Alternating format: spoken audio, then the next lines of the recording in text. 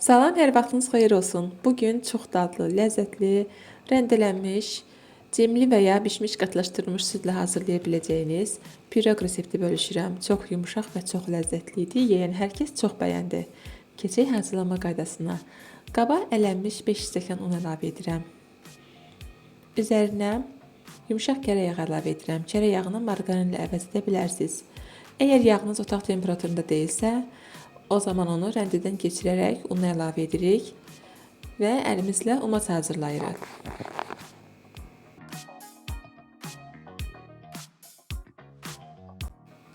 Umacımızın hazır olduğunu yoxlamaq üçün belə sıxırıq. Əgər dağılmırsa deməli hazırdır.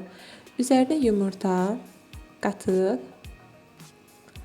şəkər tozu, qabartma və vanilya əlavə edirəm. Xəmir yoğururam.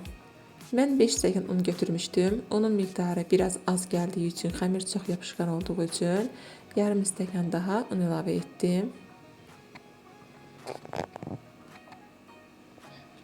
Ümumilikdə bu reseptdə 5 stəkan yarım un istifadə etdim. Xəmir hazır olduqdan sonra üzərindən təxminən 1 ovuc qədər götürüb dondurucuya qoyuram. Bunu etmək lazımdır ki, xəmir rahat rəndələnsin. Qalan xəmiri isə otaq temperaturunda 1 saat gözlədirik. 1 saat keçdikdən sonra kərə yağı ilə bişirəcəyimiz qabı yaxşıca yağlayırıq. Belə olanda xəmirimizin yapışma ehtimalı heç yoxdur.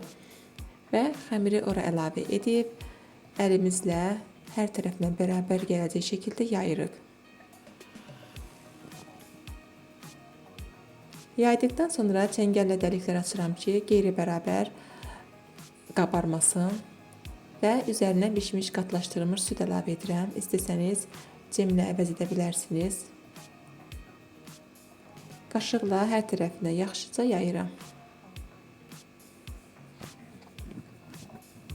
Miqdarını da istədiyiniz qədər artırıb azalda bilərsiniz.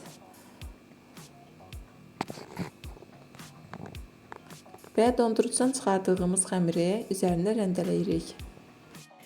Sizlər də bu məqamda videomu bəyənin, abunə deyilsinizsə abunə olun. Belə videoların davamı üçün şərhlərinizi yazın, videomu paylaşın. Dəstək olan hər kəsə təşəkkür edirəm. Hazır olan piroqu bişməyə qoyuram. 180 dərəcəlik sobada 20-25 dəqiqə bişiririk. Bişməsini çöplə mütləq yoxlayın. Və piroqumuz hazırdır. Çox dadlı, ətirli və ləzzətli bir piroqdur. Siz də mütləq bu reseptlə hazırlayın. Və suallarınız, şərhləriniz varsa, rəy bölməsində mütləq qeyd edin. Hər birini oxuyub cavablandıracağam. Soyduqdan sonra isə dilimləyirəm.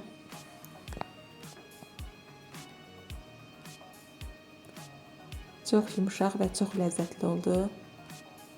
İzlədiyinizə görə təşəkkür edirəm. Yeni videolarımda görüşmək diləyilə.